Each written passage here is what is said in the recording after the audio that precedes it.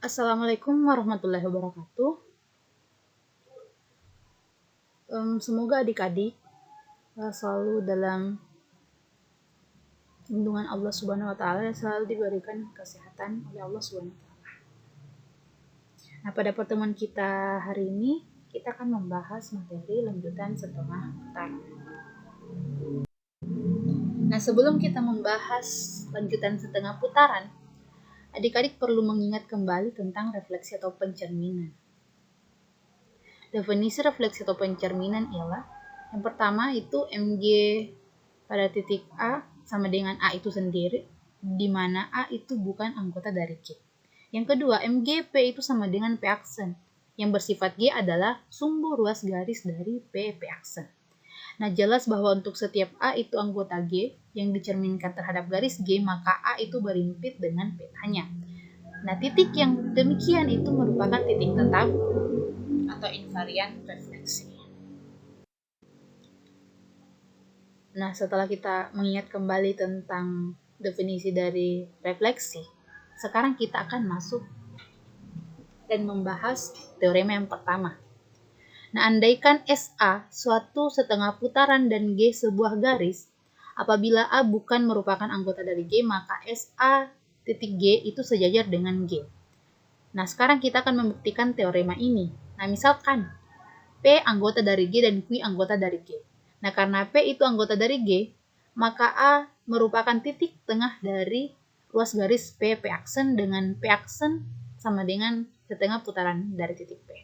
Nah, karena Q adalah anggota dari G, maka A itu merupakan titik tengah dari ruas garis Q aksen dengan Q aksen sama dengan SA Q. Nah, perhatikan gambar pada slide. Kalian dapat melihat di mana titik Q, di mana titik P, di mana titik A, di mana titik SAP sama dengan P aksen, di mana titik Q aksen, G aksen, dan G. Nah, perhatikan segitiga dari AP Q aksen dan segitiga dari AQ P aksen. Nah, untuk membuktikan bahwa G aksen itu sejajar dengan G, maka harus ditunjukkan bahwa segitiga AP Q aksen dan segitiga AQ P aksen itu adalah kongruen. Nah, perhatikan PA sama dengan AP aksen. Karena A itu merupakan titik tengah dari PP aksen, maka M sudut PAQ aksen sama dengan M sudut dari QAP aksen, di mana sudutnya itu bertolak belakang. Nah, QA sama dengan AQ aksen karena A itu merupakan titik tengah dari QQ aksen. Nah, menurut definisi kekongruengan, nah sehingga segitiga APQ aksen itu kongruen dengan segitiga AQP aksen. Karena segitiga APQ aksen kongruen dengan segitiga AQP aksen, maka PQ aksen itu sama dengan QP aksen. Nah, karena PQ aksen sama dengan QP aksen, maka terbukti bahwa G aksen itu sejajar dengan G. Jadi, SAG itu sejajar dengan G. Nah, kita masuk pada contoh soal. Di sini diketahui dua garis G dan H itu tidak sejajar. A itu sebuah titik yang terletak pada G atau H. Maaf, A itu sebuah titik yang tidak terletak pada G atau H. Nah, tentukan semua titik X pada G dan semua titik Y pada H sehingga A itu titik tengah ruas garis dari X, Y. Nah, sekarang kita ambil P itu adalah anggota dari G. Nah, jika P aksen sama dengan SAP, maka G aksen itu merupakan atau SAG. Melalui P aksen dan PA sama dengan AP aksen, maka G aksen itu sejajar dengan G. Nah, jika G aksen itu memotong di H, perhatikan gambar ilustrasi di bawah, tarik sumbu garis Y, A, memotong G di X. Maka X dan Y pasangan titik yang dicari.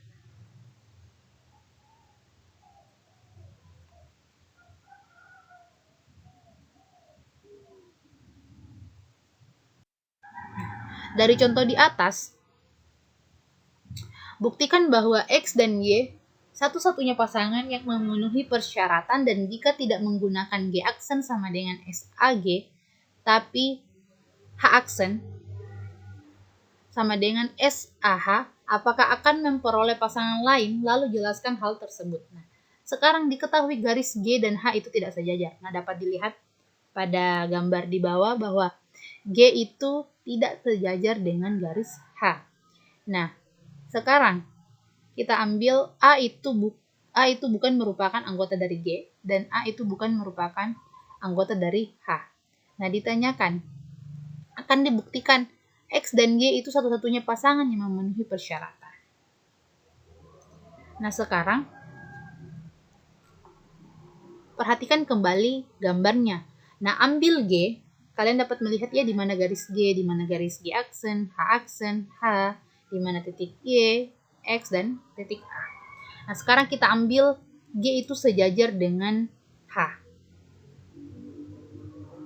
Maaf, kembali. G itu tidak sejajar dengan H. Karena G tidak tegak lurus dengan H juga. Dan A itu bukan anggota dari H. Karena A bukan anggota dari H, maka SAH sama dengan H aksen yang sejajar dengan garis H. Karena H aksen akan memotong G di titik X, sehingga X itu anggota dari H aksen. Karena SAH sama dengan H aksen yang sejajar dengan garis H, maka SAX sama dengan Y anggota dari H. Nah, karena titik potong dari dua garis atau lebih akan hanya ada satu titik potong, maka X dan Y itu merupakan satu-satunya pasangan, sehingga X merupakan anggota dari H aksen, X anggota dari G, dan X itu anggota dari XY. Dan Y anggota dari H, Y itu anggota dari G aksen, dan Y itu juga merupakan anggota dari XY. Jadi terbukti bahwa X dan Y itu merupakan satu-satunya pasangan. Sekarang kita masuk pada teorema yang akan dibuktikan itu hasil kali 2,5 putaran dengan pusat yang berbeda itu tidak memiliki titik tetap. Nah, perhatikan ada gambar yang tersaji pada slide. Nah, misalkan A dan B itu anggota dari V, di mana A itu tidak sama dengan B. Nah, akan dibuktikan bahwa SA, SB itu tidak memiliki titik tetap. Misalkan G sama dengan ruas garis AB. H tegak lurus dengan ruas garis AB di A. Perhatikan gambarnya. H tegak lurus dengan titik A di ruas garis AB. Kemudian K tegak lurus pada ruas garis AB di B. Nah, akan ditunjukkan bahwa SA, SB itu sama dengan MH, MK. Karena SA sama dengan MG, MH, dan SB, MG, MK. Maka SA, SB itu sama dengan MG, MH dikali SG, MK. Nah, perhatikan proses pencerminannya. MG, MH dikali MG, kemudian dikali MK. Sampai mendapatkan MH, MK. Kemudian akan ditunjukkan SASB itu tidak memiliki titik tetap. Misalkan X itu titik varian SASB. Jadi SASBX sama dengan X, sehingga MHMKX sama dengan X. Nah, dari dua persamaan,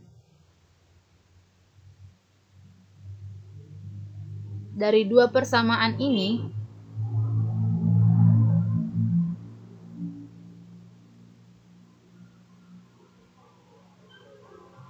diperoleh bahwa MHX sama dengan IMKX atau MHX sama dengan MKX. Kemudian kita akan membahas dua kasus pada teorema tadi. Kita misalkan MKX sama dengan X1. Nah, pada kasus pertama, pemisalannya yaitu X tidak sama dengan X1. Nah, misalkan X tidak sama dengan X1, maka H itu tidak sama dengan K. Karena H dan K adalah sumbu ruas garis X1 dan ruas garis hanya memiliki satu sumbu, maka H sama dengan K. Hal ini tidak mungkin terjadi sebab A itu tidak sama dengan B. Nah, pada kasus yang kedua, X sama dengan X1, misalkan X sama dengan X1, maka MHX dan MKX sama dengan X, jadi X anggota dari K dan X anggota dari H. Di mana K berpotongan di X, hal ini tidak mungkin sebab H itu sejajar dengan garis K. Nah, jadi tidak mungkin ada sebuah titik X sehingga MHX sama dengan MKX atau SASBX sama dengan X. Jadi terbukti bahwa SASB itu tidak memiliki titik tetap.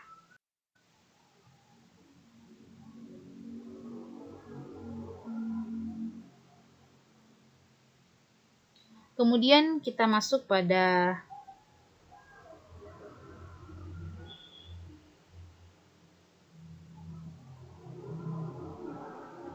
teorema selanjutnya. Apabila T suatu transformasi, H himpunan titik-titik dan A sebuah titik, maka A anggota dari TH atau T inverse A itu anggota dari H. Nah, sekarang kita masuk pada contoh soalnya. Diketahui E itu sama dengan X, Y, di mana persamaan X kuadrat ditambah 4Y kuadrat sama dengan 16. Nah, kita misalkan A sama dengan 4, min 3 dan C itu sama dengan 3,1. Dan G adalah sumbu X. Kita akan selidiki apakah A anggota dari MG, SC, E. Nah, perhatikan. Di sini dijelaskan bahwa MG, SC inverse itu sama dengan S inverse G, MG inverse G sama dengan SC, MG. Nah, sekarang kita ambil P itu X, Y. Nah, di sini jika P sama dengan X, Y, maka MG P sama dengan X, min Y. Kemudian SCP sama dengan 2,3 kurang X, 2,1 dikurang Y.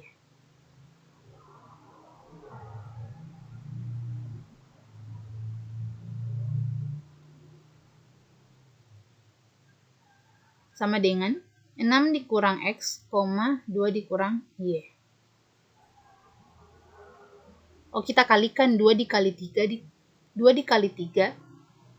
kurang X, 2 dikali 1 kurang Y. Sehingga menghasilkan 6 kurang X, 2 dikurang Y. Jadi, MGSC inverse P sama dengan SC MGP sama dengan SC X, min Y sama dengan 6 dikurang X tambah 6 dikurang X, 2 ditambah Y.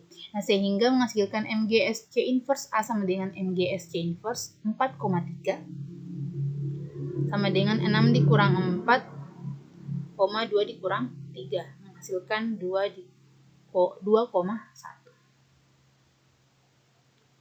Karena MGSC inverse A sama dengan 2, min 1 bukan merupakan anggota dari E, maka berarti bahwa A bukan merupakan anggota dari MGSC E. Terbukti bahwa A itu bukan merupakan anggota dari MGSC inverse.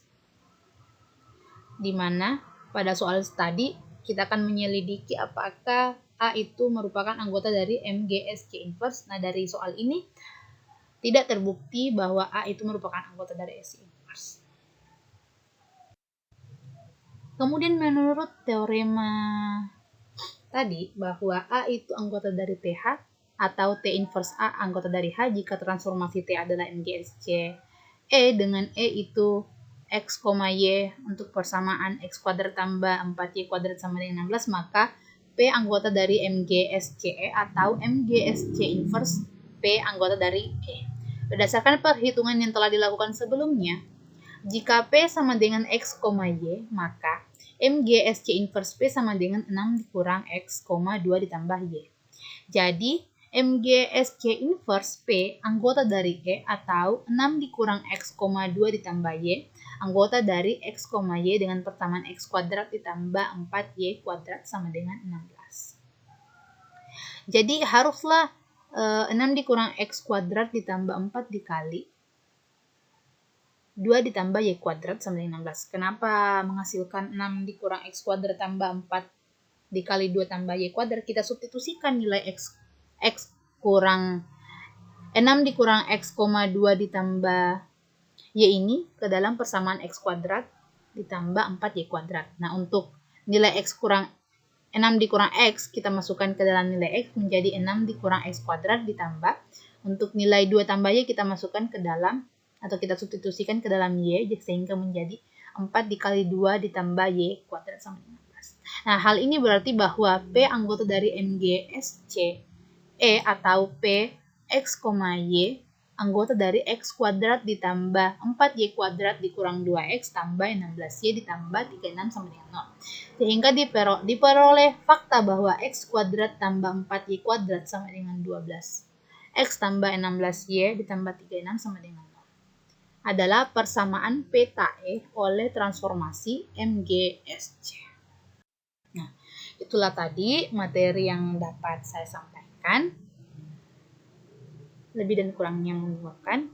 Sekian pertemuan kita hari ini. Saya akhiri. Wassalamualaikum warahmatullahi wabarakatuh.